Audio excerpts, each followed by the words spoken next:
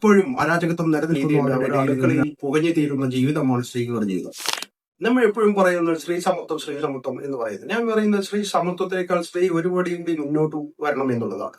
അവർക്ക് ജീവിതത്തിൽ ഈ മുമ്പ് എല്ലാം സോഷ്യലിസ്റ്റ് ചിന്താഗതിക്കാർ അല്ലെങ്കിൽ മറ്റുള്ളവരൊക്കെ പറയുന്ന ഒരു രീതിയുണ്ട്. അവർ അടുക്കളയിൽ പുകഞ്ഞു തീരുന്ന ജീവിതമാണ് സ്ത്രീകളുടെ ജീവിതം. പക്ഷെ എങ്കിലും ഇന്നത്തെ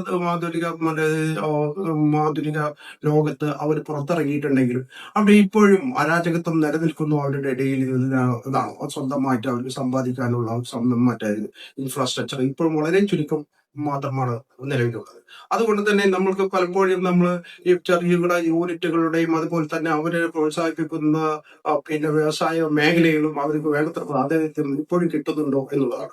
ഇത് ഏറ്റവും ചുരുങ്ങിയ അവധിയിൽ പറയുകയാണെങ്കിൽ 30% സംവരണം എന്നുള്ളത് തന്നെ രാഷ്ട്രീയ വടവലിയിൽ കൊണ്ട് ലോകസഭയിൽ അതില്ലാതെ പോകുന്ന ഒരു അവസ്ഥ വന്നിട്ടുണ്ട്. കാരണം നിലവിലുള്ള 500 എംപിമാരിൽ 30% എന്ന് പറയുന്നത് ഇനി കൂട്ടിയിട്ട് 30% എന്ന് പറയുന്നത് പോലുള്ള അവരെ കളിയാക്കുന്ന രീതിയിൽ, അവരെ അവഹേളിക്കുന്ന രീതിയിൽ അവരുടെ പാർലമെന്റേറിയൻ സംവിധാനത്തോടൊപ്പം തന്നെ തൊഴിൽ മേഖലയിൽ അവർക്ക് അവരുടേതായ വ്യക്തി സ്വാതന്ത്ര്യങ്ങളും അവരുടെ അഭിപ്രായ സ്വാതന്ത്ര്യങ്ങളും എല്ലാം പറയാനുള്ള സംവിധാനം ഉണ്ടാവേണ്ടതുണ്ട്.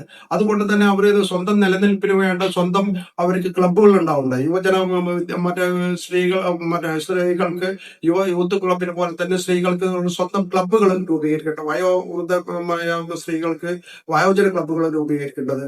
അവര് അതുപോലെ തന്നെ ആ ക്ലബ്ബുകൾ വെച്ചിട്ട് അവിടുത്തെ രാഷ്ട്രീയമാരുടെ സമകാലിക വിഷയങ്ങൾ ചർച്ച ചെയ്യും, അവരുടെ പ്രശ്നങ്ങൾ കൈകാര്യം ചെയ്യുന്ന ഒരു നല്ല സ്ട്രക്ചർ ഉണ്ടാവുകയും അങ്ങനെ അവരുടെ വികസനത്തിന്റെ മുന്നേറ്റം തന്നെ നടത്തേണ്ടത് ആവശ്യത്തിന് നമ്മൾ പരിഗണന നൽകണം എന്നുള്ളതാണ് എന്റെ അഭിപ്രായം. അതിന് ഈ സമൂഹത്തിൽ ഉണർന്നു വരണം എന്നുള്ള എന്റെ കാഴ്ചപ്പാടിൽ നിങ്ങളുടെ അഭിപ്രായം രേഖപ്പെടുത്താം.